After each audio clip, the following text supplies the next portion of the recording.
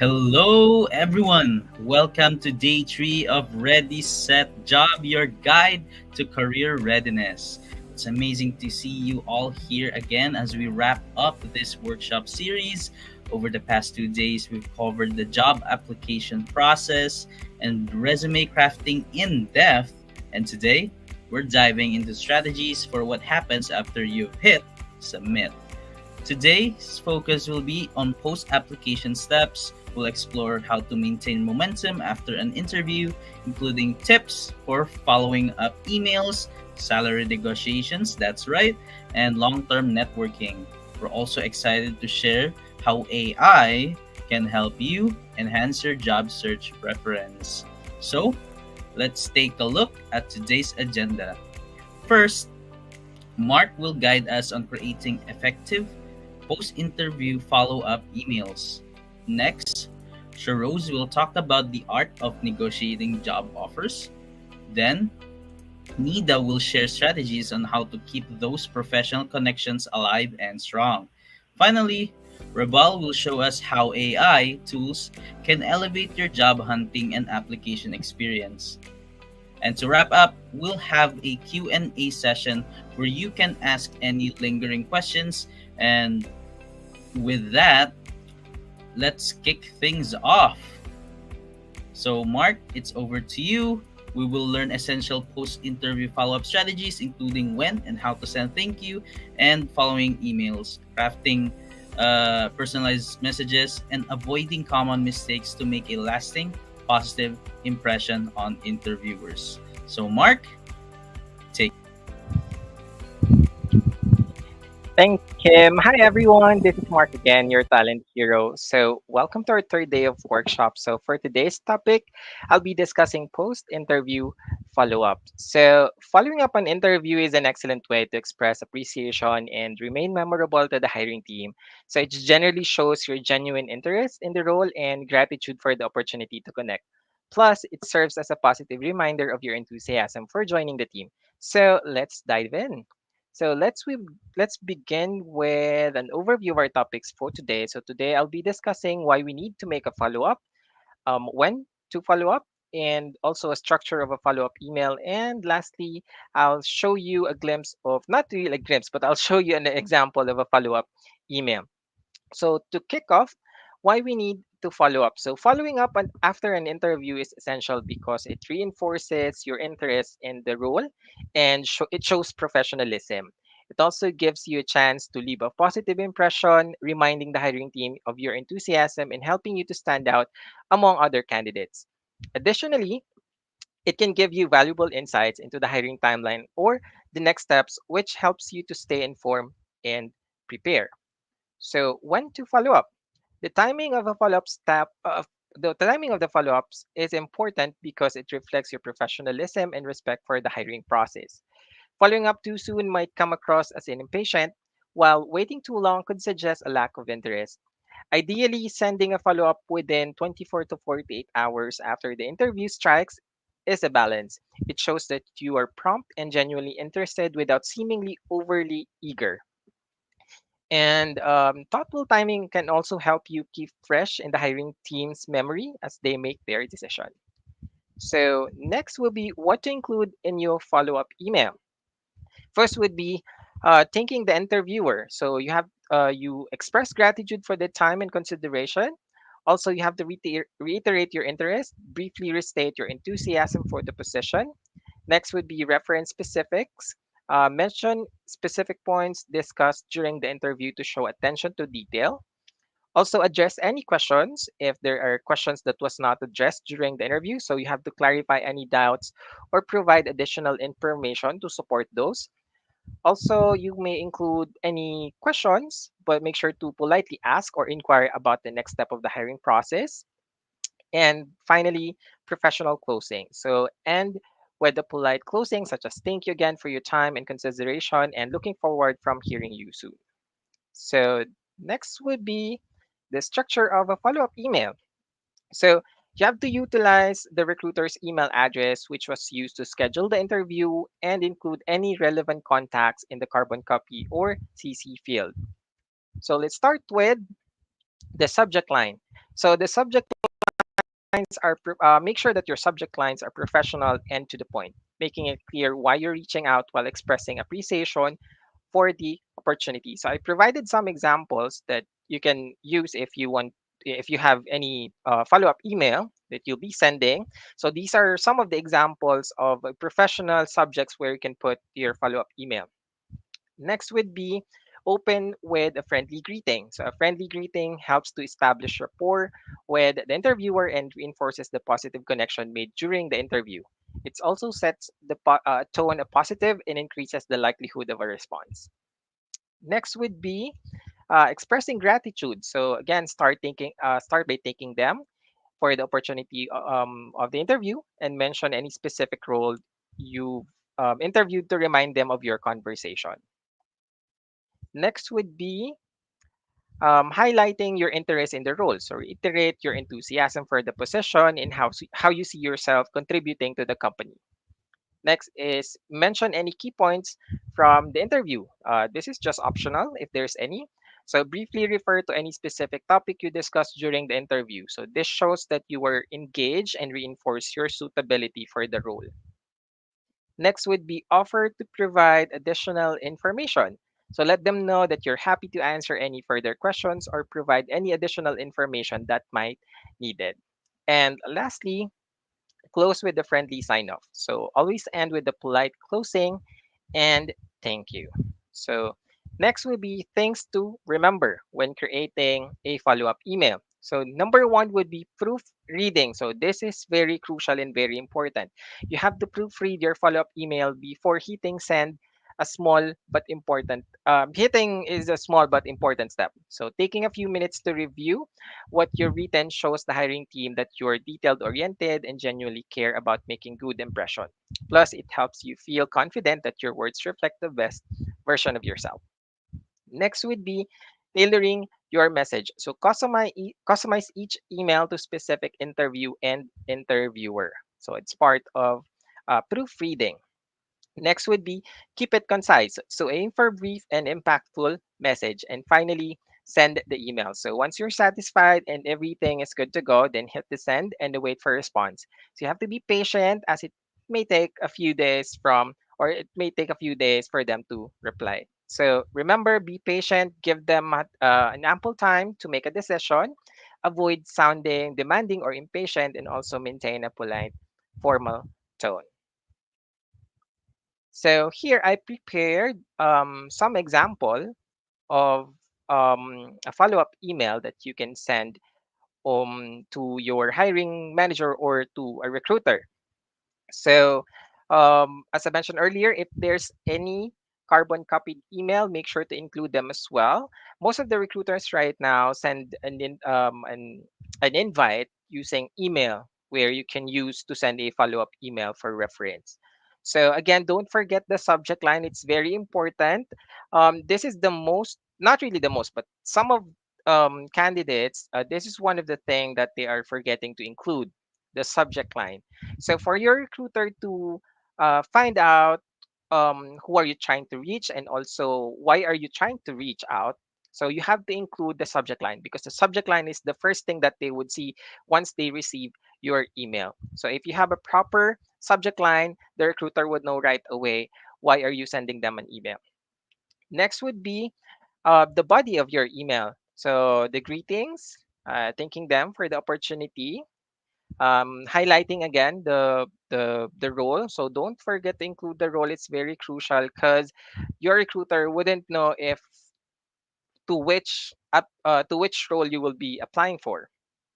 And this follow-up email is a sample email that you can send to your recruiter within or right after 24 to 48 hours right after your interview.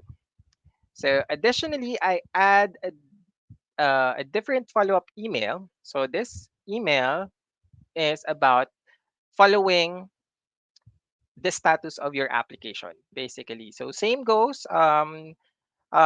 Please make sure to include the subject, and make sure why are you sending them an email.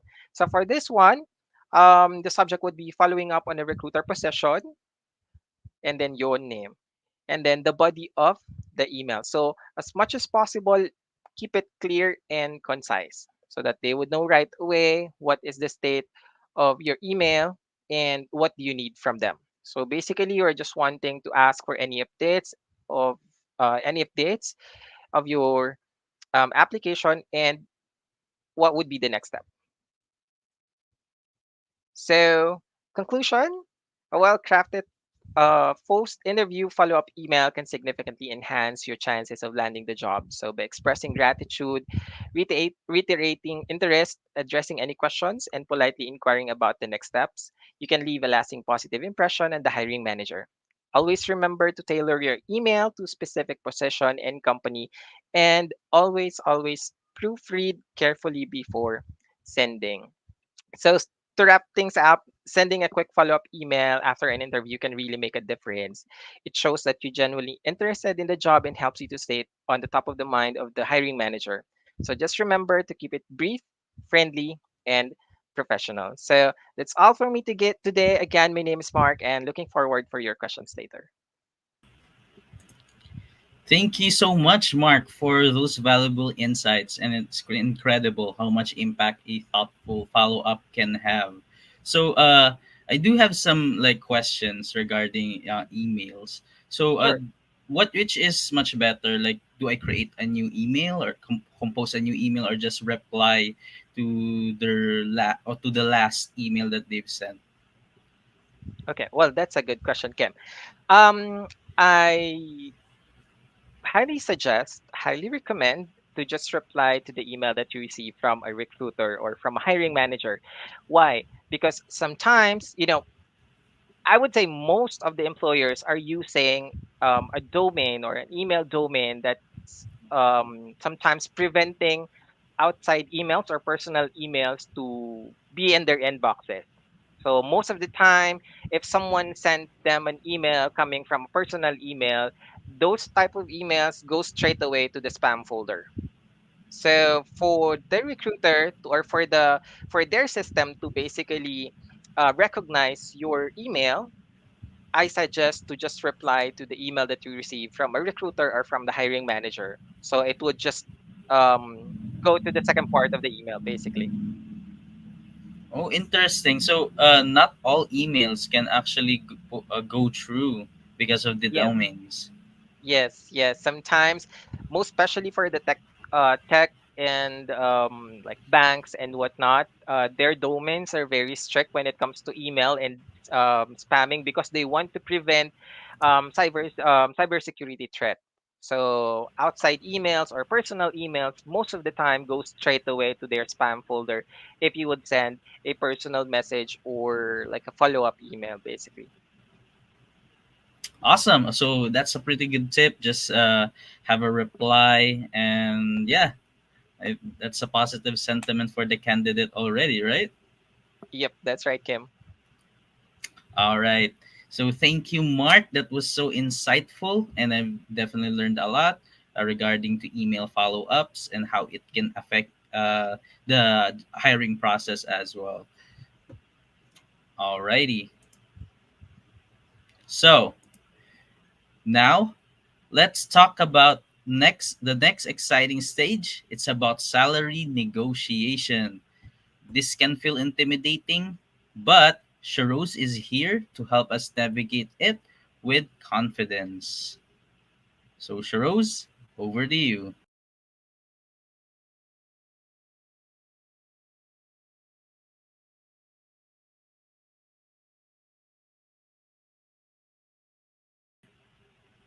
Hi Sharoz, we can't seem to hear you.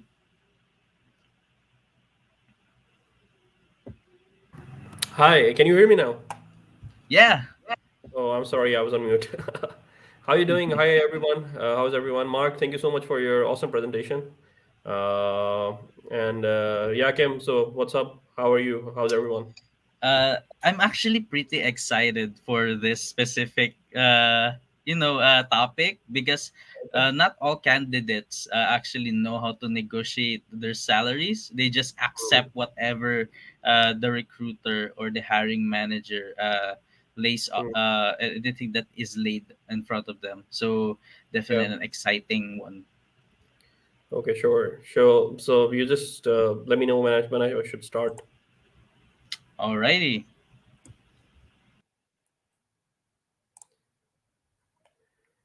Okay.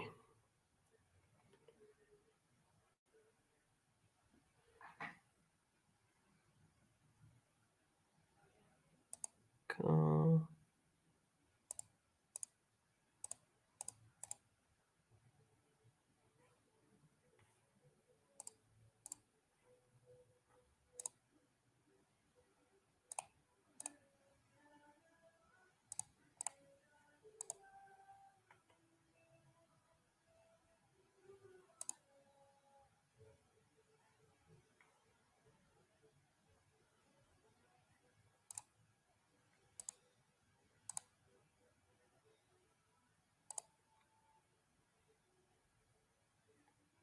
I actually can't see my presentation in the share screen option.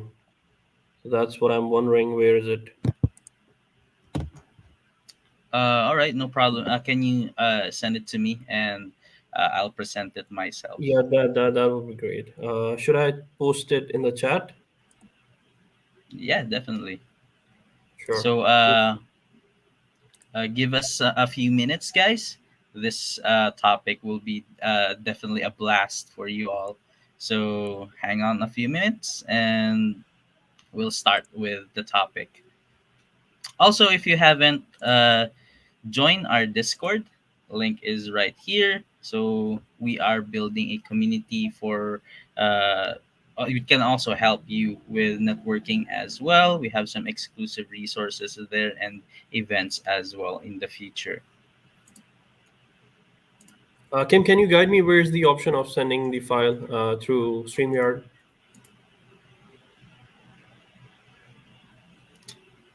All right, no problem. You can just send it on WhatsApp.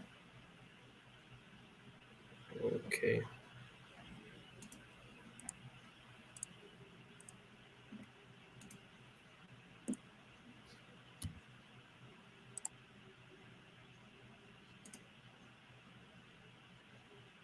So make sure to sign up on Pasive as well, and make sure to sign up on Pasive as well. So you can we have some exciting networking opportunities as well as it can help you actually to secure more jobs. We have some exclusive networks for you to apply. So definitely check it out for you all job seekers. And yeah, definitely. So you can access all these links in our Discord channel as well. So also you do not have if you do have any questions, make sure to directly DM us in all of our social media channels. I'm always there. I'll compile all the questions if you want it anonymous, or you can just drop it in the comment section in LinkedIn, in our spaces, our as well as our YouTube channel as well. We're all live on these social media channels. So yeah, so I see you, Mark. I see you, Kay. Good to see you here again. So this is our last day of the workshop. So uh, I will be back, and we'll fix some technical issues. But don't worry, this will only take a few minutes.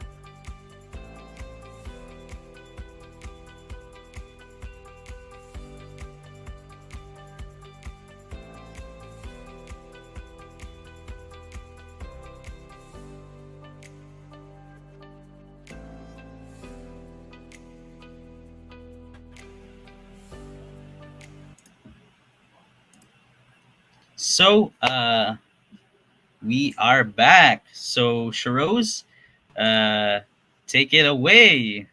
Let's do it. Thank you so much, Cam. Thank you so much. Guys, hello, this is Sheroz, and it's our third day of the workshops today. So we'll be talking about, negotiating job offers. Uh, Kim, can you do the next slide? So I've just made one slide, guys. It's gonna be having everything that we need to talk about. Uh, you know, uh, how it happens, what happens. These pointers have a whole story behind them. So the first step, like I talked yesterday, everything is interrelated. When you're making your resume, when you're making a cover letter, when you're negotiating job offer, it's all coming from your brand. So the first step is knowing yourself. So what knowing yourself means? Knowing yourself is basically, it's knowing your market, knowing your skills, knowing your accomplishments, knowing the certifications you have done, knowing all those things. Those are basically giving you two advantages if you talk about it in the beginning. So the first one is that you know your market. Then you know your market, that where you are applicable. I mean, what kind of role is going to be best for you, what kind of a place is going to be best for you, what kind of a industry will be great for you. So that's knowing yourself. For instance, there might be an IT support engineer, right?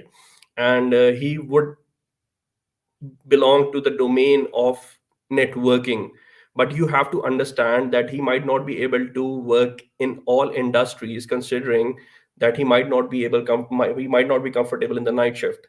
So in the Eastern Standard Time Zone, or maybe in the US time zone, he wouldn't be working in those companies where they need to work in the night time. So he would prefer morning time. So you would understand that you need to know what are your strong suits there. Like, if I talk about myself, I cannot work in the night. It's quite difficult for me to work in the night. I can, but I don't prefer it. The morning time is much preferable for me. So these are the things you need to know. You need to know your certifications. So you're going to be knowing your degree. I mean, if you have 18 years of education, you have bachelor's, then you have master's. Doing 18 years of education and master's, it gives you a certain kind of leverage when it comes to your salary and the perks that you can receive. So you have to understand yourself, you have to know your domain. uh, that's the first step. Then there is the market that needs to be known. For instance, what kind of a market are you dealing with? If you're applying somewhere, what's the job location, and what are the average salaries there for a certain role? So you need to know the market. If you're negotiating job offers, if you're applying for, one thing you need to get clear in your head is that it's not, the job offer is not when you are selected in the interview process and then we're going towards the offer process. No, the job negotiating job offer starts the minute a recruiter gets in touch with you. You have to understand that when the recruiter calls you for an initial screening, that is the time where the negotiating part starts. And the recruiter knows that, but you do not. So you should know that that's the process where it starts. So you have to do all the homework, know the market, know yourself, know your skills, know your accomplishments, everything. This is the second step that you need to do. You need to understand the geographical locations. For example, in US there are certain job codes in certain locations where the salary is much more for a similar job in another location, because the living is expensive, the accommodation is expensive. So know the market, know where you're applying, know the things that need to be known before you go towards that. So know the negotiators, like negotiators and their intent, it's very important. You wouldn't be always negotiating with the recruiter. In some companies it's about the hiring manager, the guy you're going to be reporting to if you get selected, right? So you have to know the negotiator. When it comes to the perspective from the HR will have a different idea. He might be hiring for your role, for the role you're applying, 20 more people, right? So he would know that this person does not have that kind of leverage with me. This is just an example I'm giving. At the same time, when it comes to the hiring manager, considering that he is the specialist of that specific domain, would know that what you're bringing to the table is valuable. So he might be wanting to give you more salary, more perks. So you would understand. So you have to know who you're negotiating with. You have to do your homework, like we talked yesterday about when we were talking about cover letter. You're doing your research about the company. So when you're being part of the when you're getting in contacted by a specific company, do the homework, ask questions. We have that next as well. Talking points. What are talking points? Basically, practice makes perfect. That's what they say. And usually, especially when you're in the start of your career, you don't feel comfortable talking about money. You're not comfortable, making yourself valuable in front of others. You're shy. So get out of that zone. Know your worth. So knowing yourself, that has that uh, that has that goal as well, to get you into a confident zone where you know that what you're bringing to the table is valuable. This is something that you know, and you have that self confidence and self belief that's gonna be there. But obviously, practice makes perfect. So you have to do the talking points, you have to write it down, you have to practice these things. Mentorship, one of the most important things. Mentorship is specifically important. You when you work, you're obviously you're having your seniors, right? So you see the journey of your seniors. Your seniors would be uh, the people who will be guiding you how to navigate these processes. Tell them that these are the conditions I've been mentioning with the recruiter, with the hiring manager, and they will guide you. Even if you don't have a mentor, it's never too late. Reach out to people who belong to your domain, reach them out, grow your network. Just tell them that this is something that's going on, I need your help with that. They will obviously, most of the people there, they're ready to help you in good faith. So just all you need to do is get out of your comfort zone, talk to the people who belong to your domain, and practice. Tell them that this is something that I'm getting, and what do you think about it. So that's a very great way. When okay, next part is your verbal exchange. Verbal, okay, email is one thing. Email, I mean, you do not get that feel in an email what you get when you're talking literally on the phone or on a video call, because that's personalization. Like I talked yesterday, it's very important to personalize in these times, considering that how artificial things have become, I would say. So verbal exchange gives you that human factor that needs to be there. uh, you know uh, the recruiter, the hiring manager would know where you're coming from and what are your constraints. You would understand the hiring manager's constraints, what the company is offering, and why they can't go up beyond a certain threshold. So verbal exchange is a necessity. So some people I have seen, they're not comfortable getting on the call. No, that don't do that. Just dial it up, talk to people. What's gonna happen? At max, you're gonna I mean, your voice is gonna shake a little bit, but eventually you'll get to a point where you'll grow your confidence and you'll be very confident talking to the people. So verbal exchange, that's very important. Gratitude, likability. Okay, there's one thing that I would like to tell you guys. In personal life, I mean, you would have heard that a person who's everybody's friend is nobody's friend. uh, but it's the opposite when you're in corporate, when you're in a professional environment. So in a professional environment, you have to make sure, obviously you're working, you have to, like, you want that every environment and place, people need to make it the way that's comfortable for you. So likewise, you have to be good to everyone, you have to show gratitude. Because if Kim is contacting me, if Ribal is helping me, if Nida is helping me, so that's not what they need to do. They're doing it out of good faith, so I have to be thankful for it. Likewise, when a recruiter is reaching out to you, when you're negotiating with them on the call, you have to make sure that gratitude is there. He needs to like you to push your case to the management. You have to understand that. So it's not just being good to the person. It's about believing that uh, that the people out there, they're there to help you, and being honest with them. So that's there. You have to make sure you're likable, you're practicing gratitude in your professional career. That's gonna help you a lot in your professional career in negotiating the job offers as well. Confidence, in my opinion, 90% of life is confidence. 90% of growth is confidence. 10 to 20% that's skills, to be honest.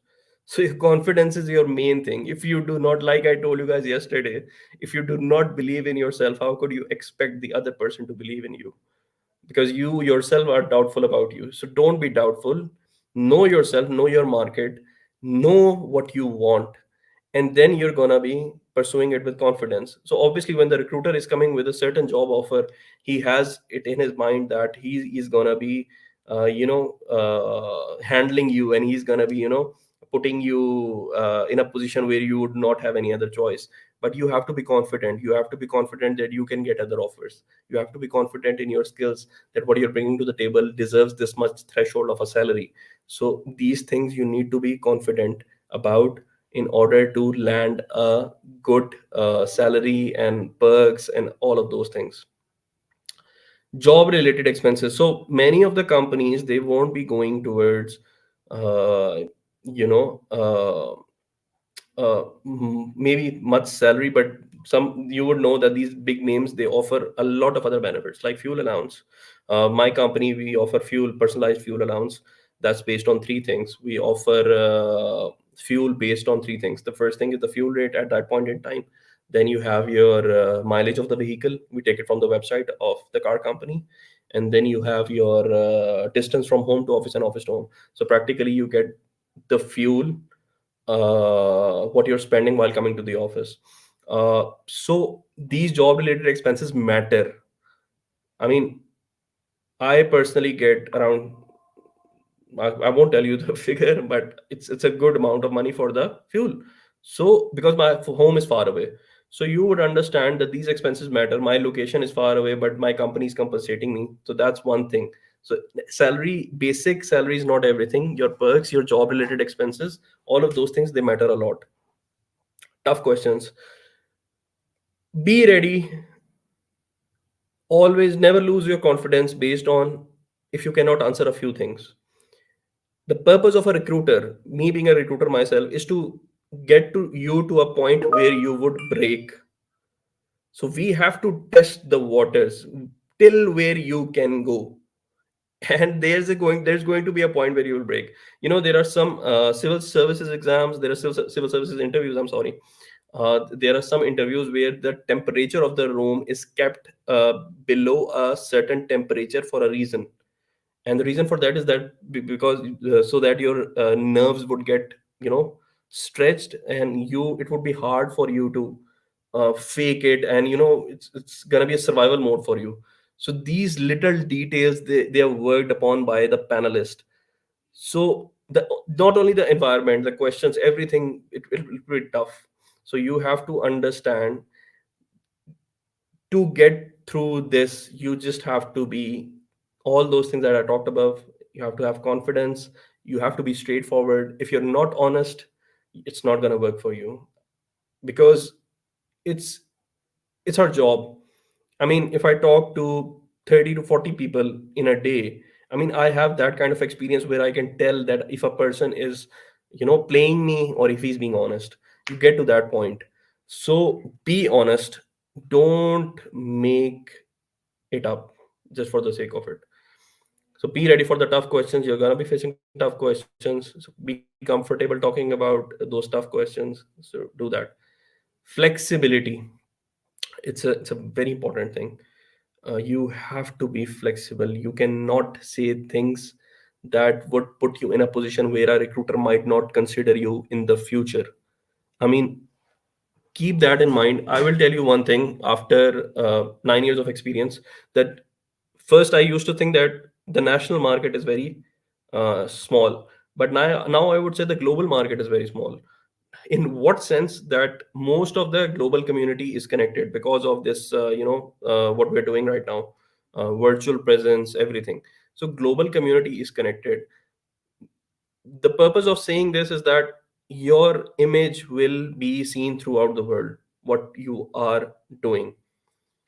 And there will come a time where there might be a good offer for you right now, but you have to understand that after 1 year, 2 year, 3 years, you might have to come to that company where you're gonna be where you were not firstly you did not get the job, but now you are actually being hired. So the you will understand what I'm trying to say is that you have to be flexible. You have to show that you're flexible in understanding where the people are coming from. They might have some constraints that they can't hire you right now, but you have to make sure that you're flexible enough uh, to understand their perspective and give them the time that they need to go ahead with your application. And they might get in touch with you, but because that recruiter might shift to another company and he would say that I like this guy, I talked with him and he was very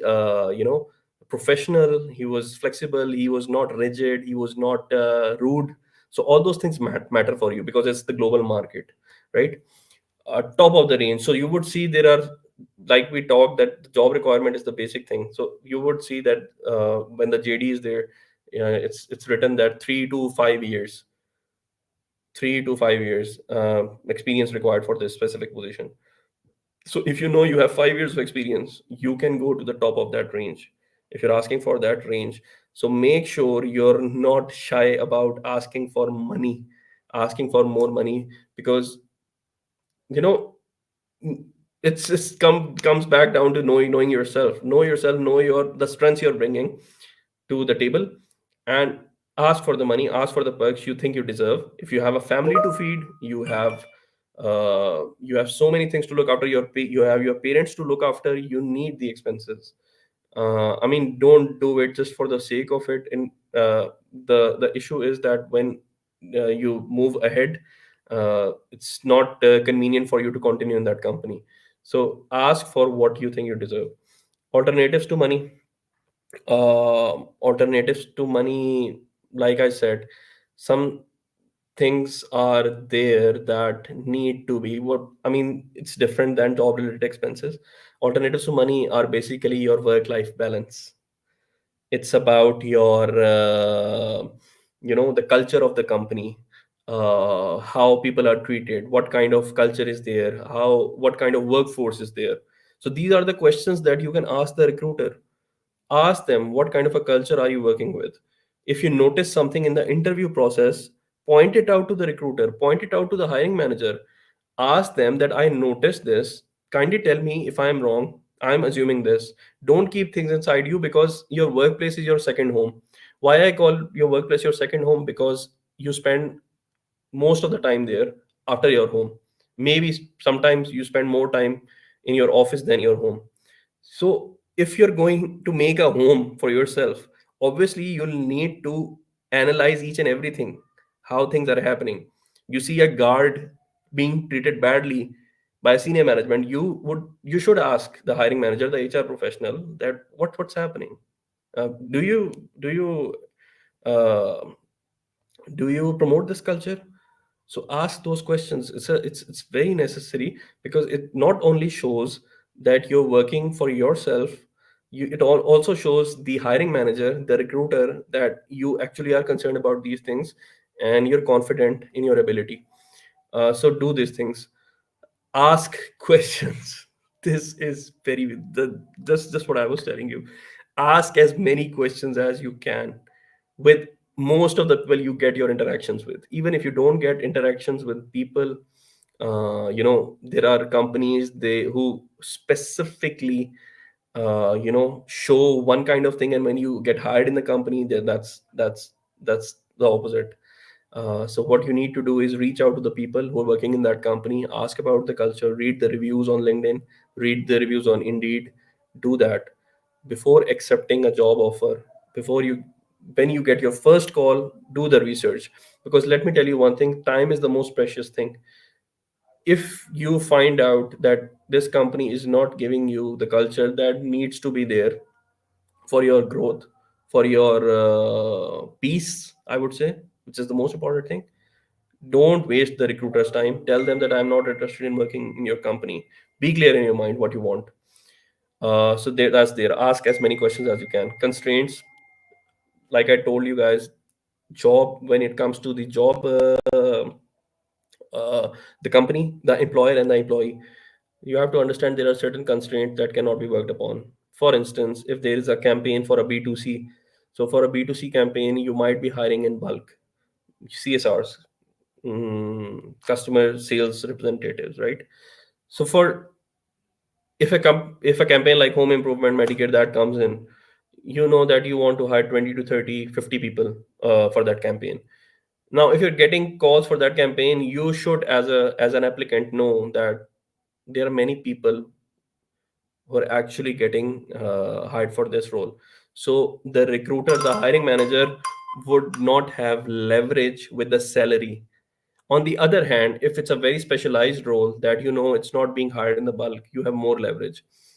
So, uh, working upon the requirement, the what how the company advertises, how many people, what's the project, it all comes down to asking questions. When you ask questions, when you do a research, you know why the company is hiring for this role, why the company wants you, where the company is picturing you, what's your growth prospects. You can know this all of this from the very first call.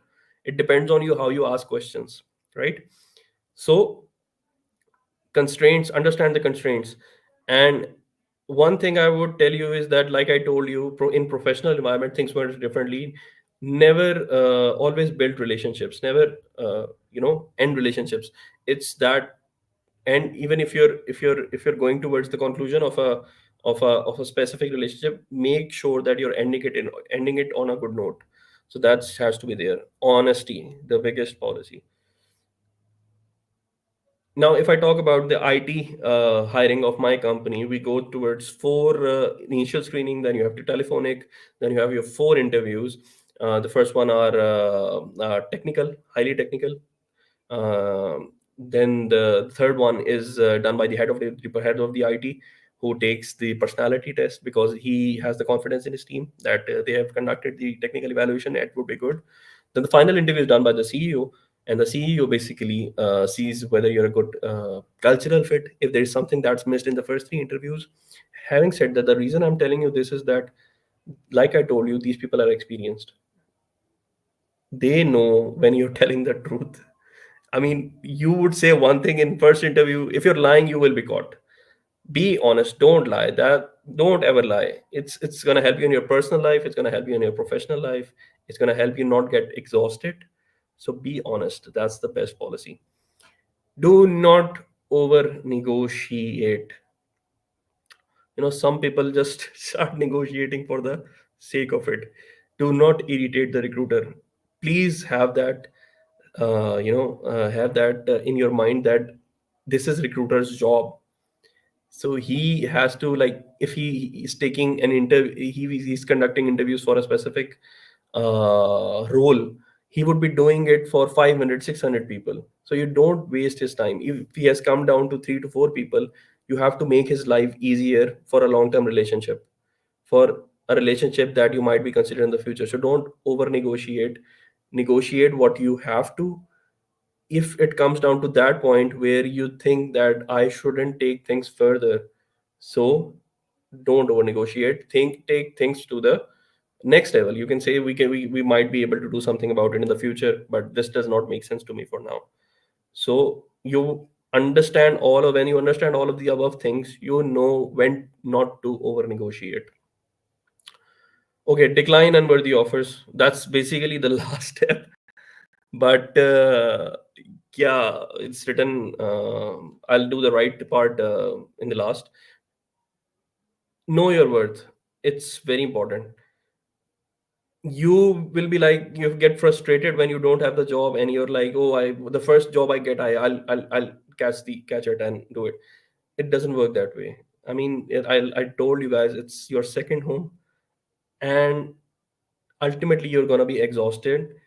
And let me tell you one thing by personal experiences, that if you're not happy, you can't make anyone happy. So if you're doing it because you're of the mind that you want to keep your family happy, you're doing for that, I mean, it's you're gonna become bitter at some point, and that bitterness will come out of you and affect your relationships. So if you're doing the job for the what's killing you inside, don't do that. That's not worth doing. Decline unworthy offers. If you're getting the vibe that a recruiter is manipulating you, that you're not getting something out that you should be, decline it straightforwardly. You will get a better opportunity, and you tell the recruiter that please keep me in mind if for the future opportunities. Everything in written.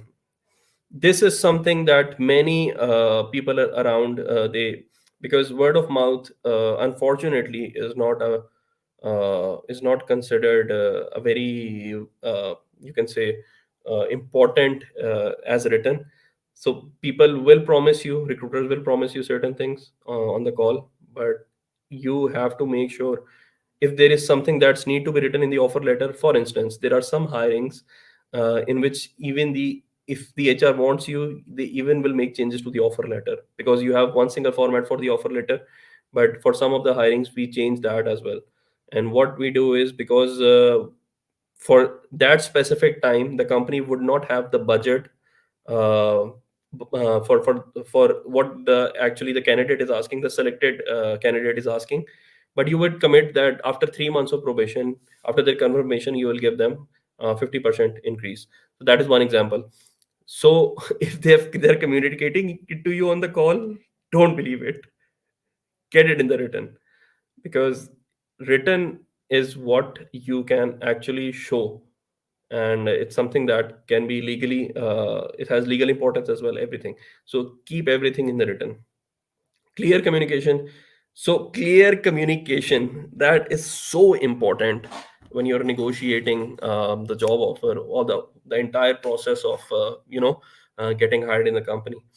uh, Clear communication, basically clarity is not what you according to you are speaking is clear. It's what your intention is, you're making it understand to the listener. So make sure you have clear communication with the recruiter. And the reason I tell you this is because let's say there are five things that you tell the recruiter that these are the things that I want, and you straightforwardly say that. Now, in your mind, you would have two things on your top priority and three things which are your less priority. So the recruiter will deliver the three less things that were on less priority, but he wouldn't be wrong at that point. It's you, because you did not communicate that this is your top utmost priority. So communicate your utmost priority. If you have a kid who's 1 year or 2 years old, you know that you need to attend them at a certain time. Communicate that. Do that. I mean, you were looking for a daycare, communicate that I am a sole handler of the kid, and I want to have that daycare facility. So I can't go ahead with it. Make sure if you're declining an offer, you why are you declining it. The company, it helps the company as well on its part to improve its benefit structure, its infrastructure, all of those things, right? Trust the recruiter. Okay. It's a balance that you have to make. Actually, it's not just trusting the recruiter blindly. You wouldn't do that. Like I told you, keep everything in the written. All the first things I told, it doesn't portray trusting the recruiter blindly, but trusting the recruiter means that the recruiter knows the market.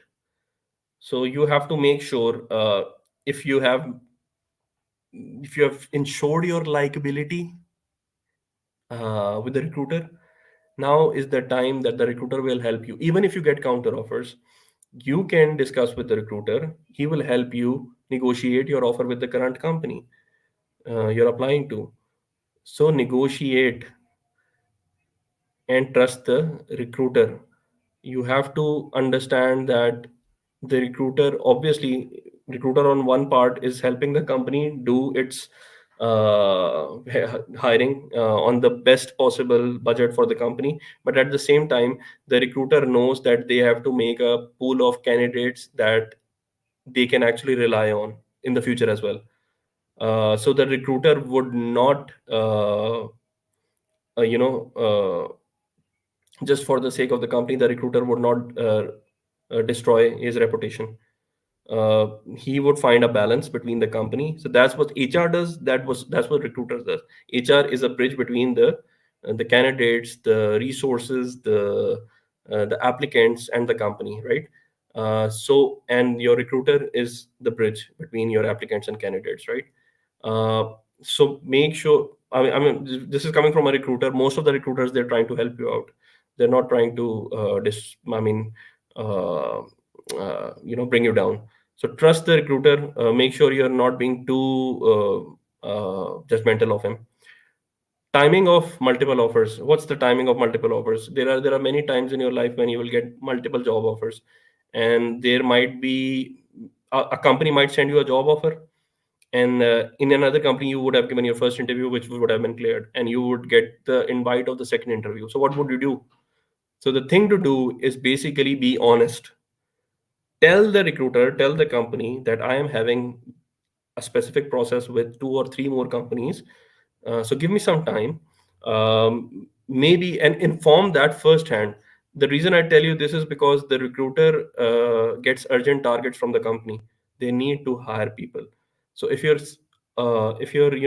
providing the information on a good pace to the recruiter will be able to hold the second or third interview for you. But when you do it late, he would get scolded by the management even, that what is this candidate doing? Is he being unprofessional?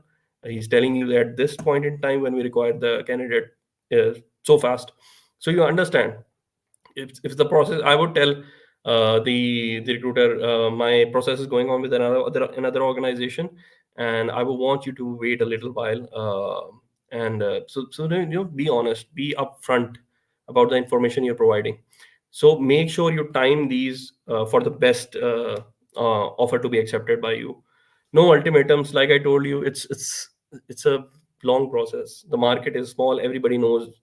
Like if we talk about the HR, we're people talking from different countries. So HR becomes like everybody is connected in a way.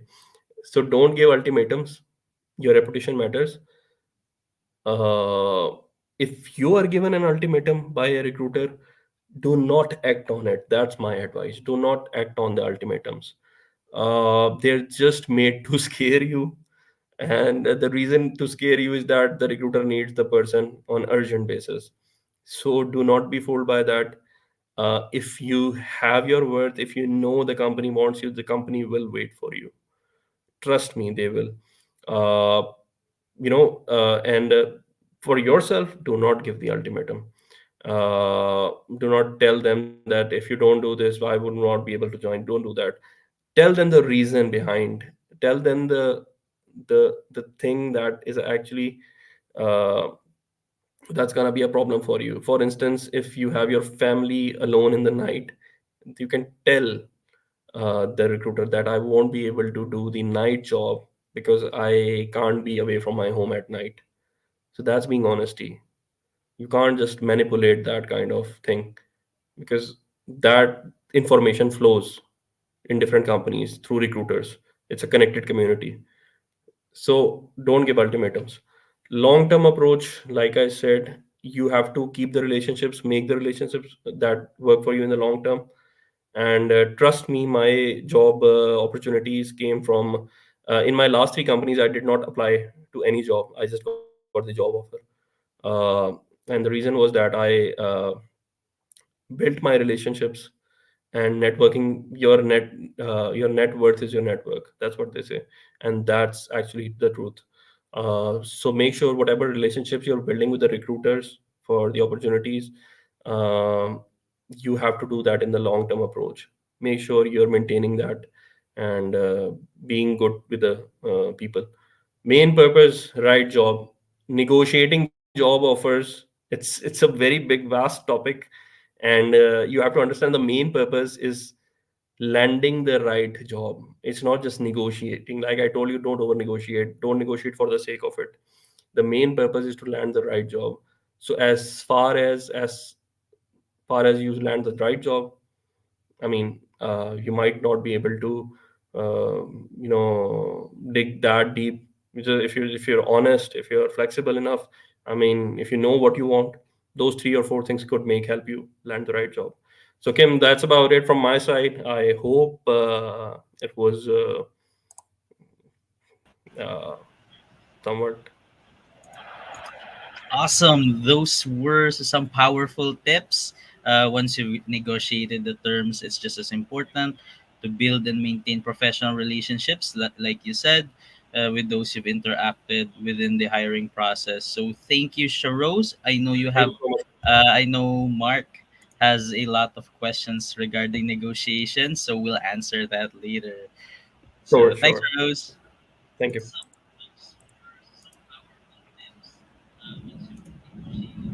So our next up is Nida.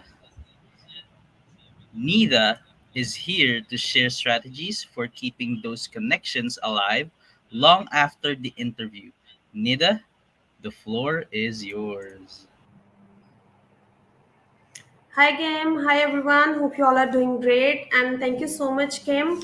So, everyone, today I'm here to tell you about maintaining the professional networks. That how can you make the professional networks and why it is important. So, let's start with it. These are the contents that I will discuss in my session. The first thing is that about the importance of maintaining a professional network, that why it is important to maintain a professional network. The first thing is that it is important for your career advancement and for your personal growth as well. It will not only help you in your career, it will also help you in your personal advancement. How? Like you can get the job opportunities by networking, you can get the mentorship, you can be able to get the knowledge sharing, and you can stay updated on the latest trends, that what's going on in the market and all these things. That's why maintaining a professional network is very mandatory. Like obviously we all are doing everything on our base on our basis, but everyone needs some kind of support, some kind of back to discuss something or to get the knowledge about something. So yes, networking is important. And how we can maintain a professional network. So here I'll guide you that how can we create a professional network and how we can maintain it. The first thing is that the regular communication, and how we can regularly communicate to the people in our network. The first thing is that we can do a check-in messages, like there's no need to send them a messages whenever you need them. You can send them a message like just a greeting message or something like that, like good morning, hope you are doing good and have a good day and something like that. Or maybe you can just ask them if they are doing well or not, just a regular check-in message and just a good morning message or something like that. These are the things. Other than this, you can go with the occasional updates. Occasional update means you can go with whatever there, if there's a change in your personal or career things, and if there's a change in their career, like someone has switched a job and you got to know that they have changed the job, you can just text them that congratulations and best wishes for your new job and something like that. So this is how you can get connected with the people. Obviously everyone has no time and everyone is busy in their schedule, you're also busy in your schedule, but you have to take some time to ask them whether they're doing good or not, and about these things and each and everything. The third thing is that what you can do if you are not you are not visible for the check-in messages or occasional updates, you can just text them on the holidays, or you can even text them on the events. Like if like you can just wish them the Halloween message or Christmas message or anything you know about that they're celebrating something. And if anything you came to know that if they got a new job and if there's their birthday and their work anniversaries, you can wish them as well. It will give them a positive gesture, and obviously you will get interacted with them by those things. So these are the things. The first thing is regular communication. Secondly, how you can maintain a professional network is that you can add value to your contacts. And how you can add value to your contacts? The thing is that you can share the useful content with them. whatever it is. Like if you get useful content, like we can say some kind of articles or resources, anything related to your skills or expertise, you just got it from somewhere, from your organizations or from your anyone, you can share it with them as well to get to guide them that this is the news and this is the update and this is I got this content and might be it's helpful for you as well. So you can share the contents with them just to give them you can say if you're sharing something with them that you got, they'll it will have a positive impact on that, that this person is sharing the things with me that whatever he's getting he's sharing with me, so it will create a positive impact on that person. So you can share the useful content with them. Other than this, you can offer the help and introductions, how you can help them. You can help them in finding, if you came to know that someone is open to work and they are looking for the job opportunities, you can refer them to the new jobs.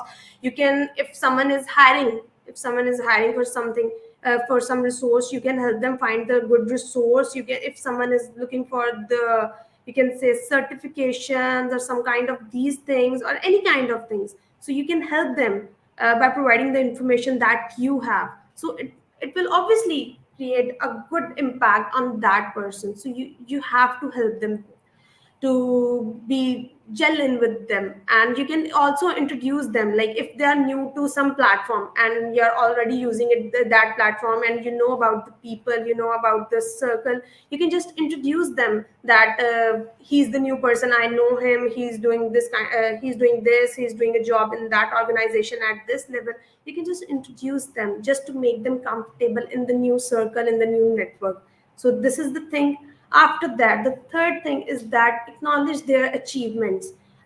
You have to acknowledge other people's achievements, whatever they are doing. If they got a new job, if they got a promotion, if they got a salary hike, and anything that you came to know that they are getting this is their achievement, you can just celebrate them. You can comment on their post, you can create a post for them, or you can just send them a personal message to congratulate them, or wish them a best. So this is how you can add value to your contacts, and it will obviously build a good networking and a good professional network for you. This is the thing.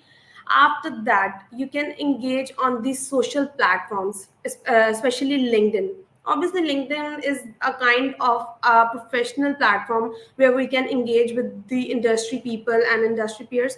So how can we engage regularly on the social platforms? The first thing is that you can post and interact regularly. That it is related to somehow to my previous session, that was the LinkedIn optimization. So the things are somehow relatable. So the thing is that you can post and interact regularly with the people. As I told you, if you know someone and you came to know about their achievements and any those things, you can just create a post for them. If you're not going to create a post for them, you can just create a general post and you can tag them on that post just to congratulate them, and you can interact daily on the messages. And there are also so many things like you can interact with them on the WhatsApps or LinkedIn or any other social platform that you know, any groups. You can interact with them on those platforms. The second thing is that join relevant groups. There are a lot of groups on the LinkedIn, on the WhatsApp, on each and every platform related to your industry. Like if I'm the HR, I have a lot of groups. Like they are like global groups and local groups as well. We can join a lot of groups.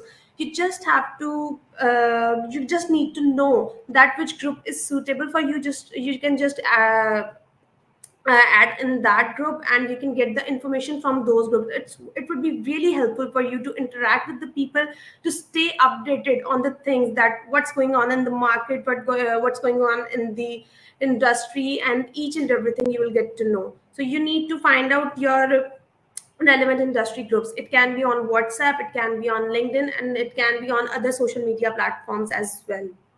The third thing is that you need to stay updated with the current things, that what's going on in the market and what's going on in your industry. This is the most important thing. Obviously it's a change, it's a rapid change in everything, in every market, every day.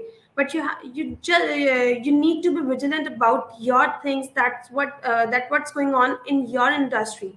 So it will help you to guide other people, and it will help you, like if you came to know about the news about your market, about your industry, you can help your friends and your circle that this is going on the market, this is the latest news and all these things. So it will increase your credibility as well, that you know about all the latest trends and you know about everything. So this is the thing.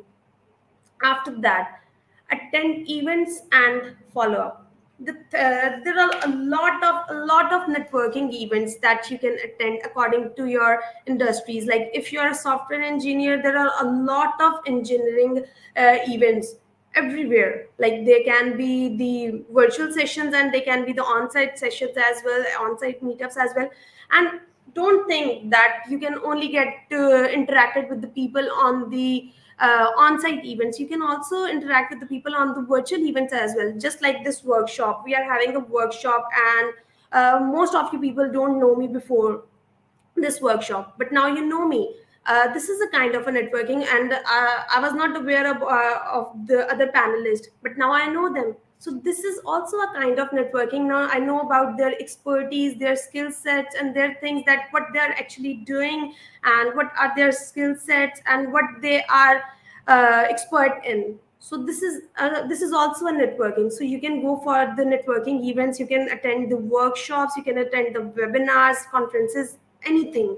So it will help you create a professional network. But this is not like that you have gone to some networking event, you meet the people and you forget about them after leaving that place. No, you need to follow up after the meetings. If they have given you their business cards or their any link or any kind of contact number or any kind of contact, so you just need to, what you need to do is you need to follow up. You need to give them a reminder that we have met on that event, and that was the topic that we were discussing, and it was nice meeting you, and I hope we will stay in touch. So this is the most important thing. This is not the thing that we are going to the networking events. The thing is that we are following up on these things, because in the networking events we meet with a lot of people. Like if we are meeting with the 100 or 200 people, obviously we will not remember their names, or maybe we will remember some of their names and some with their faces. But if we give them a message, a follow-up message, then they will remember us and we will remember us as well. So this is the thing. The most important thing is the follow-up. We need to keep doing the follow-up with the people that wherever we met and what we were discussing. After that, the most important thing is that the pro tip is that we need to be consistent and patient. Networking is not about a one day thing. We cannot create like 100,000 or 200,000 network in a day. We need a time to create, to build a good network.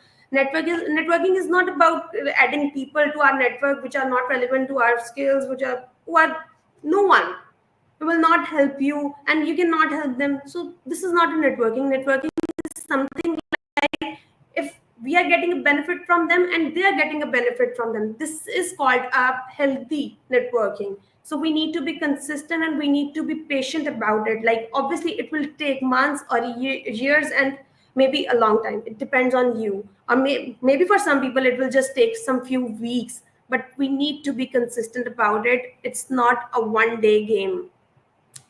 And the most important thing is that avoid transactional networking is that you're approaching the person whenever you need, whenever you need them, whenever you need their help, whenever you need their support. No, please don't do this. This is a very, you can say, unethical thing. You're approaching to someone whenever you need them. No, try to have try to interact with them. Like as I told you, you can just greet them on like you can just drop them a check-in messages, or you can just send them occasional messages. Or if you're not doing this, you can just send them a message on their events or some kind of festivals. If you know they're celebrating something, you can just send them a message. And all you need to do is just, you have to take 1 minute or 2 minutes, and you just have to type a small message and you just have to send it. Trust me, these 2 minutes will create a huge impact. on your identity, that you are remembering people, that you are thinking about the people. It will definitely create a gesture. It will definitely create an impression, not today, but obviously one day, after some weeks, after some months, or maybe after a few years. But it will definitely create an impact on the people. So this is the thing. Please stop. Please avoid transactional networking. Secondly, schedule a time for networking. Obviously, we all have a very hectic routine. We have a busy schedule. We don't have much time to network with the people, to interact with the people. So all you need to do is you just have to take a portion of your time from a week or a month. It depends on you. It depends on your schedule. You can just take one hour per week, or maybe 3 hours a month. It's totally up to you. You just have to take a time, and you have to schedule your things according to that. You can schedule your things, your like greeting messages or something like that. If not, then you can just create. There's always a like there are a lot of networking events, as I told you. So you can just attend only one event in a month. Obviously it will create a huge impact on the things. Only one event is nothing. You just have to take 1 hour or 2 hour of your time, and most of the events are on the weekends, so you can easily take 1 hour or 2 hour for yourself. It will, trust me, it will create a huge impact on your profile, on your identity. So please schedule your time for the networking. This is the most important thing. After that, the conclusion is that obviously, as I told you, that maintaining a network is not about like networking with the people those you cannot help and those who cannot help you back.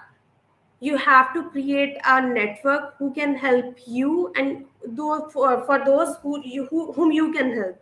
So you need to help the people. You need to have a healthy networking. You need to have a healthy connections and good connections. That like it should be a networking that should be beneficial for both.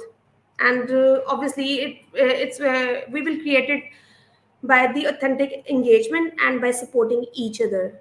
Like we should be available for the people who need us whenever they need. Like it can be for their job opportunities, it can be for their hiring purpose, it can be for their certifications or anything. And yeah, one more thing, you can go for the certifications as well. It will also have a good you can meet with the good people over there with the new mindsets, with the different brains. So it will also create a huge impact on it. So networking can help you in finding the job opportunities. It can help you in all the career aspects. So that's why maintaining a healthy network is very mandatory, and it will help you a lot in your career. So this is all from my side. Thank you very much. That was amazing. Building Thank a you. strong network truly is a valuable career asset. Your network is your net worth, right? As Sharu said. Exactly. Yeah.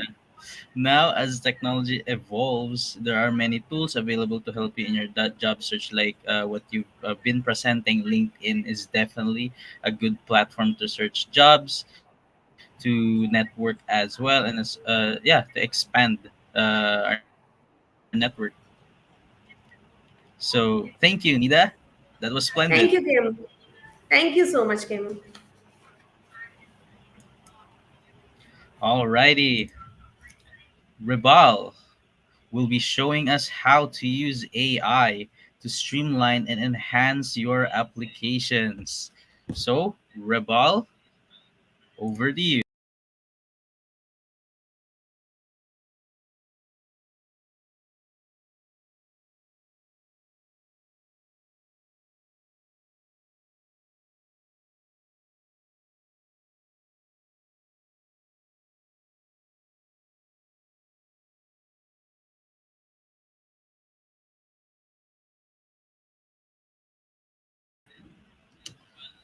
Hi, Rebal.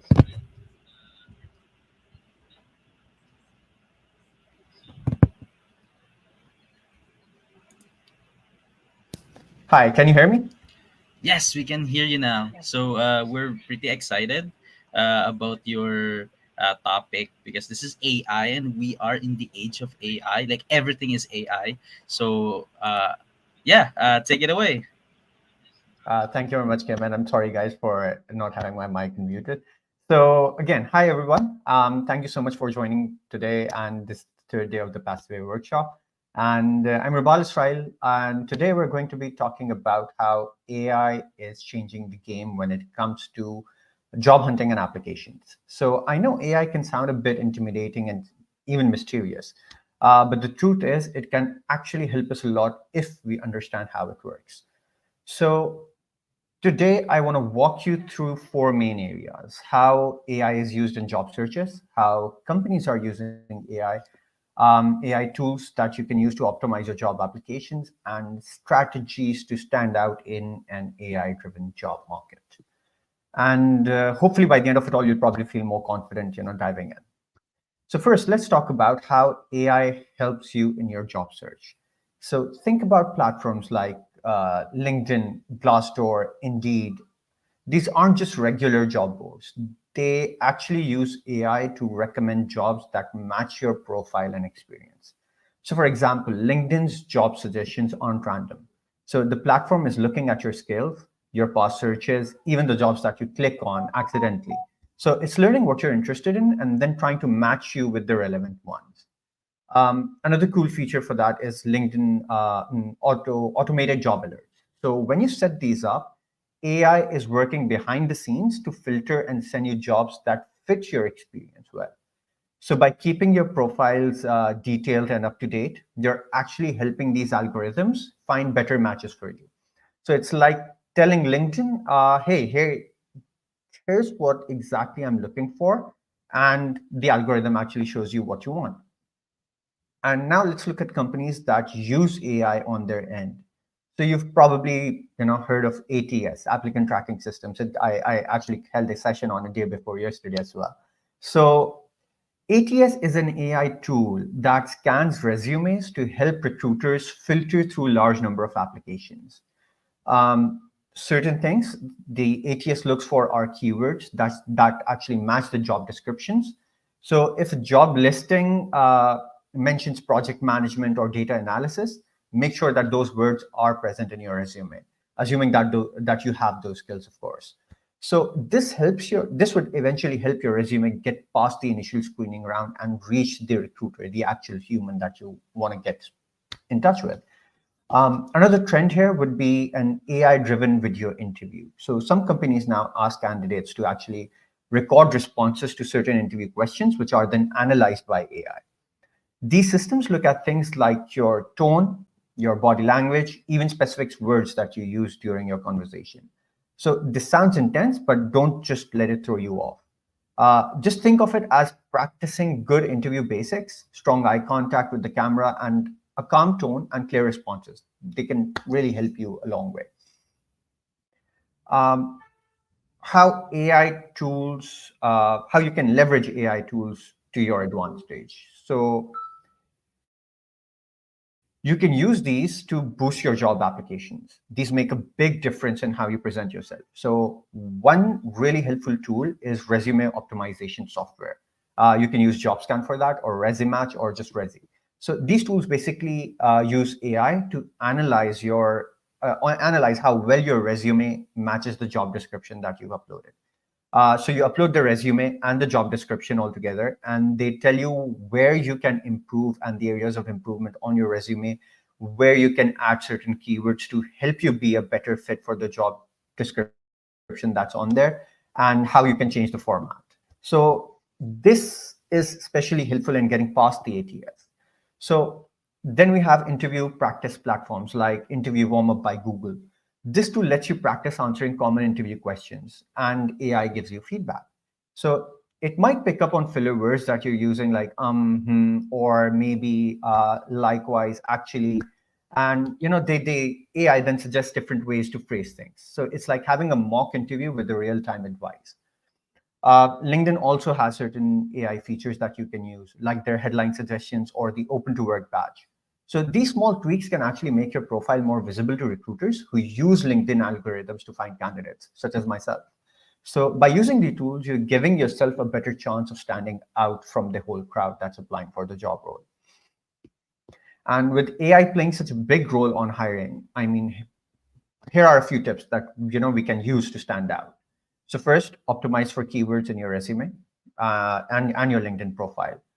Think of it like SEO, but for job applications. So look at the job descriptions that are there and naturally work in relevant keywords that match your skills. Secondly, network actively, like Nida mentioned. So personal connections can be a great way to bypass the AI screening process altogether using referrals or any way or in any way or form of your connections. So if you can get a referral, you have a better shot at getting your resume in front of a real person. Staying active on LinkedIn really helps. So engage with your posts, share industry articles, or comment on certain posts and articles that can increase your profile's visibility. So the platform's algorithm will actually boost your profile when it sees that you're active, and it eventually makes it more likely for you to appear in search results. And at the end of it all, staying updated on AI trends on hiring. So the area is evolving very quickly. So the more you know, the better you can adapt. And AI will only eventually become a bigger part of the hiring process and the recruitment journey. So stay informed and just tweak your approach over time. To summarize all of it, AI in job search platform really helps you find jobs that match your profile. Companies are using AI in hiring, so understanding AI in recruitment helps you optimize your resume and your interview styles. Use AI tools to scan your resumes and prepare for interviews, get practice questions, and refine your application. And finally, remember to use relevant keywords, network with the right people, and engage online to stand out. So I know there's a lot to consider with AI in job hunting and applications, but think of it as another tool to make your search easier and more targeted. Um, I'm here if you have any follow-up questions, and just you can reach out to me later on in time as well, assuming that you need any support. Over to you, Kim, and thank you very much, everyone. Thank you, Rabal. These tools are great resources to keep in your job hunting toolkit. Now, let's open the floor for our Q&A session. So, guys, this is your chance to ask any questions that you might still have from our session from for over the past 3 days as well. So, I'll have all the panelists here on stage. And yeah, you can ask whether it's about resumes, interviews, networking, or using AI on your job search. So, hi guys. Hi, Hi. Cam. Hi, Hi, everybody. Kim. Well done, everyone. You guys are smashing it. So, we have a lot of questions. And yeah, let's start with Kay. So, she's asking if I send a follow up email and still fail to receive an answer for the next 24 to 48 hours, should I send another one or would that be a desperate move? I think that question is for me, Kim. Well, for regarding to this one, most of recruiters provide turnaround time as to when a candidate will get the feedback regarding to their application. So usually, we sent out follow-up email just to let them know that I'm patiently waiting, I'm here, and yeah, just touching you out about it. So if, for instance, that you haven't received any feedback right after these time frames, usually this is the best time to send a follow-up email, which indicates your strong, what do we call this? Strong interest, showing your strong interest to the role and asking for the next step. And that's the best way on how you can make a follow-up to your recruiter or to the hiring manager.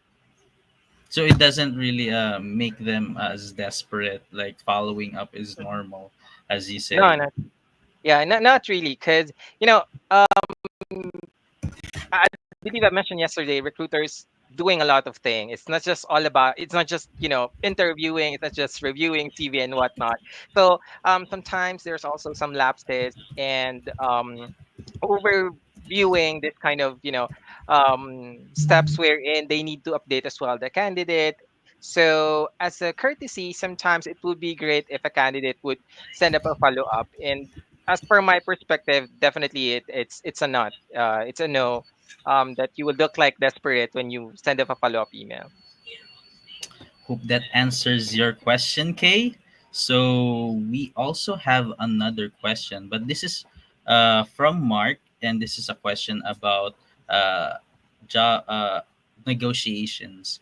So this is a pretty interesting one. So Mark Patigayon says, "How do you know when to accept an offer versus continuing negotiations?" Okay, so I guess that's for me. Well, Yes. see, Mark, thank you so much for your question. You have to see what financial needs and expectations you have. What salary are you looking for?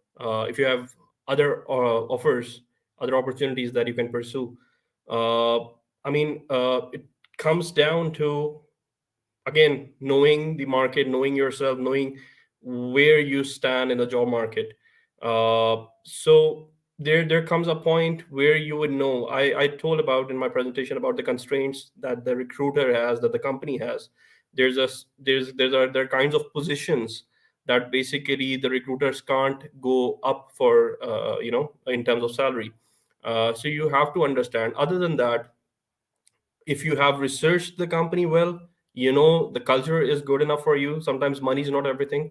You would want a good culture, you would want a flexible working environment, you would want an open door policy, because in the last company you might have suffered because of the lack of open door policy. Your grievances were not handled well. So those are very personal experiences that you have. So there is not a standard when to continue negotiations and when to accept an offer. It comes down to who you are. So I think that's my perspective, if you ask me. uh, I hope that answers your question. So essentially, it all boils down to the person itself or the candidate itself, right?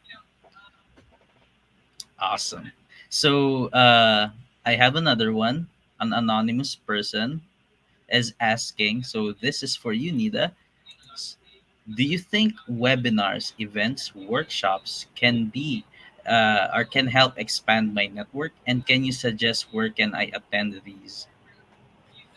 Yes, obviously it will help you expand your network because you're meeting with a lot of people over there with different skills, with different experience levels, and obviously it will expand your network. If you are meeting with them very nicely and gracefully, and you're telling about your interest and your skills, that if you find someone with your same skill set, you can tell them that they have you have a same skill set, and you want to see, you want to learn something from them, so obviously they will, it will expand your network. And can you suggest where I can attend these?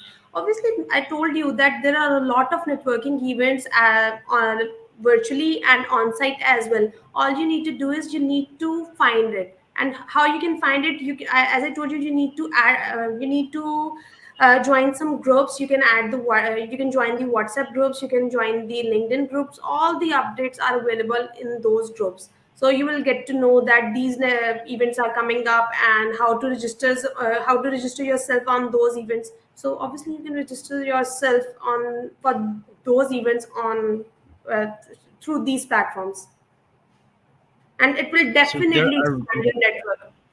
There's no doubt in it. really a lot of opportunities online, as well Exactly. as even like on-site events. They're posted online, right? Yeah. Awesome. So I hope that answers your question. So we do have another one. So this is from Mark again. This is concerned actually to ATS and AI. So Mark says, what should candidates know about AI-driven applicant tracking systems to improve their chances?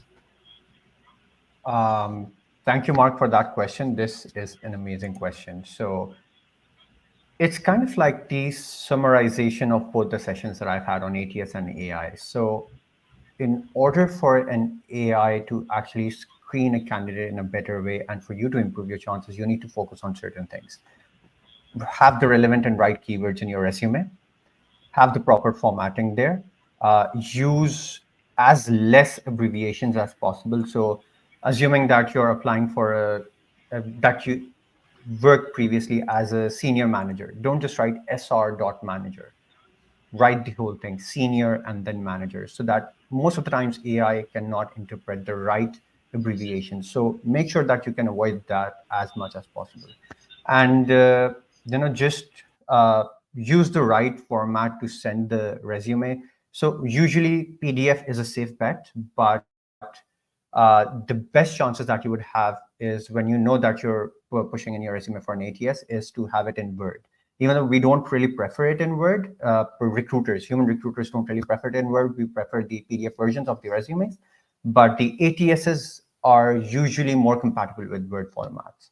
So these are certain things that you can use to actually improve your chances to clear the initial screening round of an ATS, assuming that you do have all the right skill sets that are required in the JD. So, I mean, these are things that you need to be mindful of when you're applying. So keywords are definitely important in every aspect of the application process that includes ATS, which is really the first screening process, right, on the recruiter's side. So yeah, Absolutely. definitely. So Mark, I hope you are satisfied with that answer. And now we're actually coming back to about following up emails, or essentially following up. So this person says, I feel like I'm too pushy. What are some ways to following up without appearing too overbearing? Okay, well, that's a good question. So, um, it depends. Actually, I don't know how you will describe your being too pushy because sometimes it depends on how you state your words. It depends on what the words that you choose on your email for follow up and whatnot. But one thing is for sure, um, to make it not sound pushy and a little overbearing, always use positive tone words that will objectify that you're following up, but you don't want to sound like too pushy, and depending on how many emails that you send out. So sometimes, um because this is how I do it. I've been an applicant as well. So the way how I do it, my follow up is that after 24 to 48 hours, I send an email thanking the recruiter about the time and also entertaining me regarding with the schedule of the interview. And then if I haven't heard any feedback, let's say after 5 days, depending if the recruiter provided an estimated turnaround time, then I send a follow up email asking if what's the current progress of my application, if in what stage is it currently right now. Then if I haven't received any feedback again after 3 business days, and yeah, one thing to take note of, do not forget to follow up or to make a follow up during business days.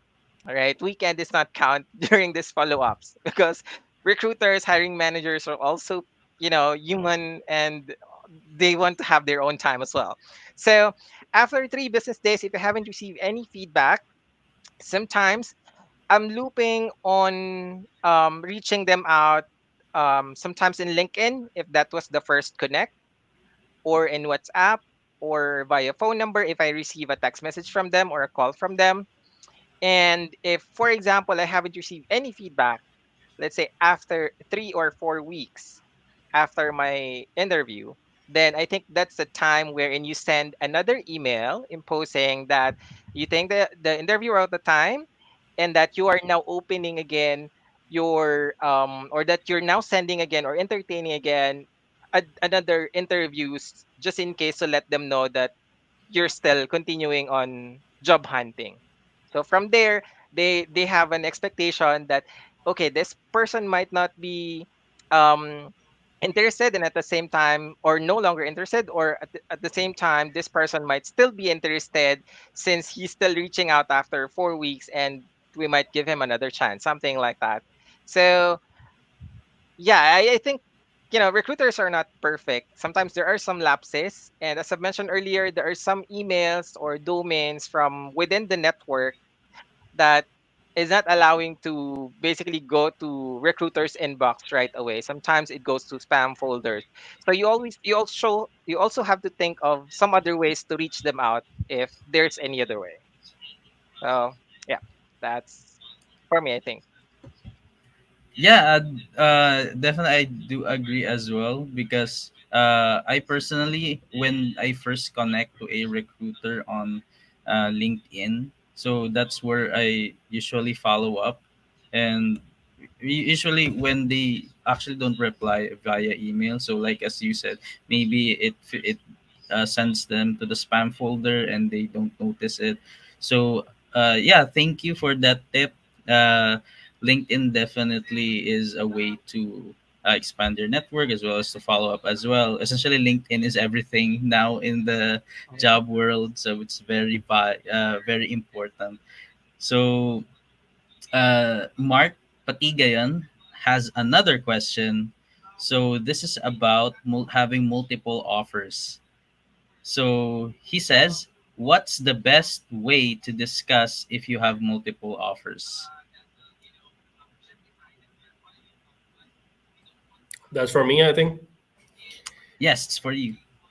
Okay, like I said in my presentation, Mark, as well, you have to be honest with the hiring managers and recruiters. You have to tell them that there's a certain process that's going on. Besides, like I told you, there are some things that are there other than the salary. Like I told you guys about the fuel allowance that we offer, it's personalized to every employee. So that's something different than your basic salary.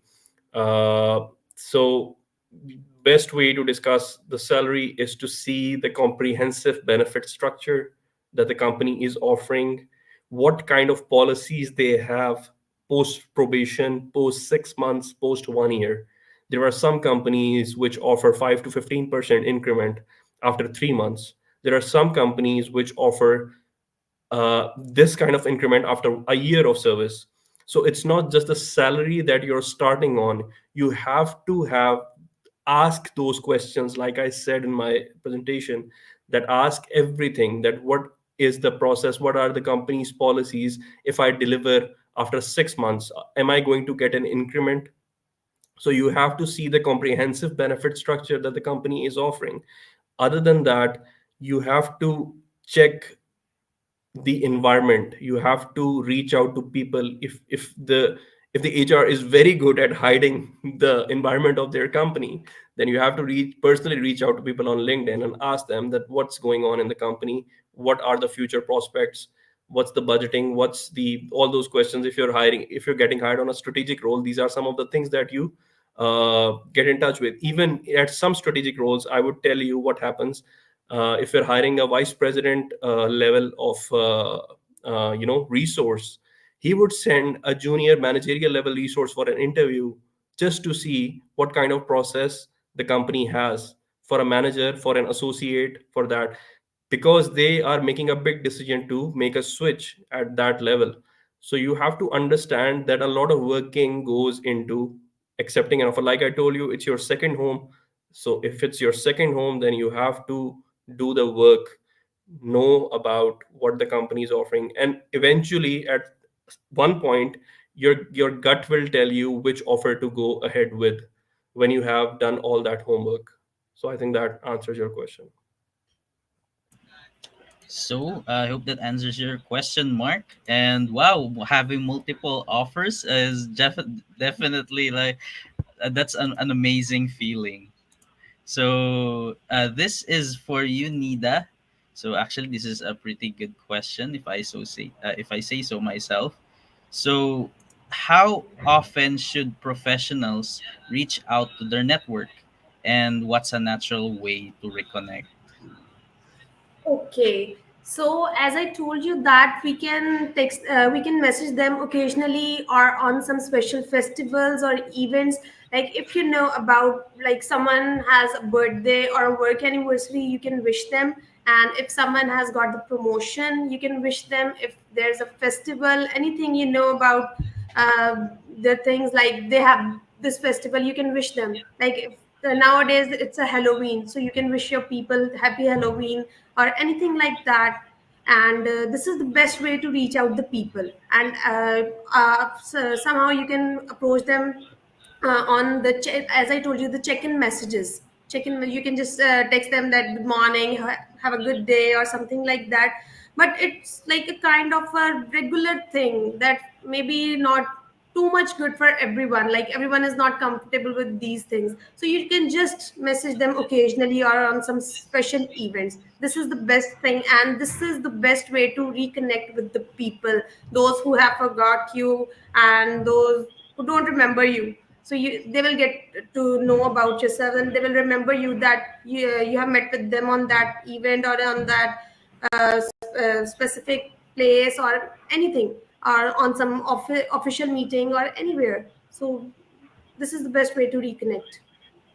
So it's not really advisable if you reach out, for example, to a specific recruiter like every other day. It would be too pushy and No, not yeah. on daily basis. Obviously, if you are Mm. sending a message to someone on daily basis, they will get annoyed and maybe they will block you as well. There is a So possibility. definitely a negative Don't be too sentiment. much cheesy. Yeah.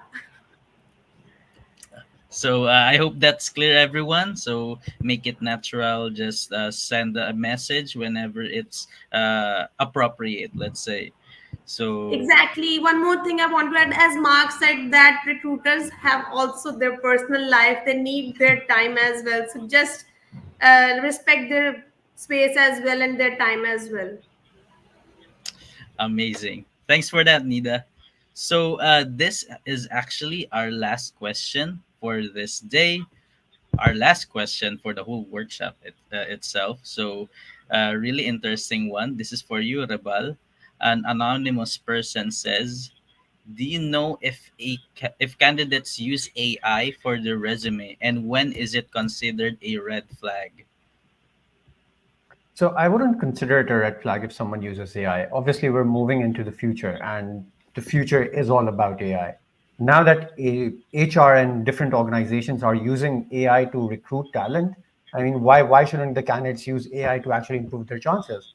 So I think there's up till now, I mean, there's a very smart way to actually use AI to incorporate into your resumes or into your daily life. So that doesn't really have a tell. We won't really know. But there are certain times when we can tell because obviously of the language that AI uses, or how it differs from a person when we speak to them on call, or when we see the language on the resume or in their virtual communications. So we can tell a difference sometimes, but I don't think of it as a red flag. I think it's progressive. I think someone is moving ahead with technology. They're adapting with the new trends and technology. So it's good. So it's always a good impact. It's not a red flag though. That's actually good to know because most of we have these new tools as well, spreading the internet. Lots of new AIs or GPTs helping us through all of our problems, especially on the job search process. So I really like that AI has a positive sentiment as well, and it can definitely sometimes be obvious, right? Because of some words that the AI uses. So Yes. uh yeah. So I hope you guys enjoyed our Q&A session right now. So I'd like to introduce again Mark, Sharose, Rebal, Nida. Thank you for answering all these questions. Everybody definitely learned a lot. Mark Patigayon, I'll put this up. Mark Patigan would actually like to thank you all as well. He has learned a lot in these past 3 days for the live Thank you for stream, your and continuous thank you. participation. Yeah, Mark Patiga, you are the MVP. All right. So thank you guys for Thank you, this Kim. session. So yeah,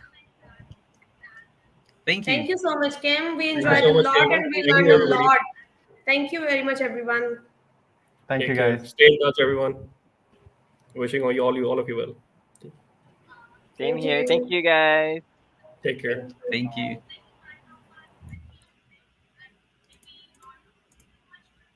So so for now, thank you for all your fantastic questions. And I hope our panelists' insights have provided some clarity and actionable advice. Now, before we close, I'd like to introduce someone very special. Shay, the founder of Passive. Shay will tell us a bit more about Passive and how our platform can support you throughout your career journey. Shay, over to you. Hey, Kim.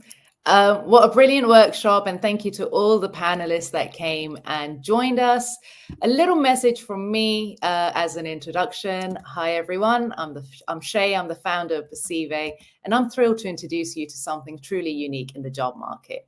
Recruitment is broken, and Perceive is here for those who want more than just applying for jobs. We're here to elevate your entire career journey. Imagine a network of recruiters who truly understand your industry and want you to succeed, offering not just job placements, but career development through networking and exclusive opportunities tailored to you. With Perceive, you connect with expert recruiters who can help you grow professionally and be a part of a community where your potential is recognized, nurtured, and upskilled. And here's the best part: signing up is free.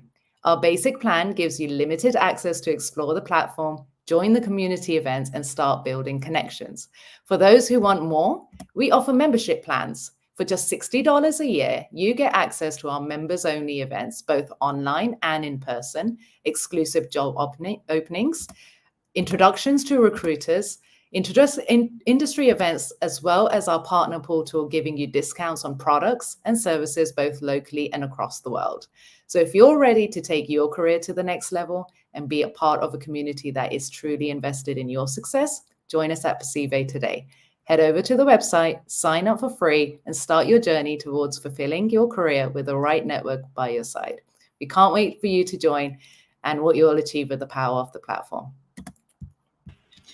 Thank you, Shay, for sharing that. We're thrilled to have Passive as a resource. So definitely thank you for introducing. So Shay is our founder, as you all know now, and yeah, we're definitely out here. We want to change lives. We want to change how the job searching process goes. So we're here. We are Passive. So as we close out day three, I just want to thank you all, each of you, for your enthusiasm and commitment over the last few days. It's been a pleasure to learn alongside you and to see your dedication to advancing your careers. Shout out to you, Mark Patigayon. Remember, this is just the beginning. Take the knowledge you've gained and put in the work. Stay connected in our Discord community, and don't hesitate to reach out if you have questions or want to share your progress. Thank you again for to our amazing panelists and to each of you for making this workshop a success. Good luck, and we look forward to hearing about your career journeys. Have a wonderful day. Bye, everyone. Thanks. Bye, Kim. Thank you.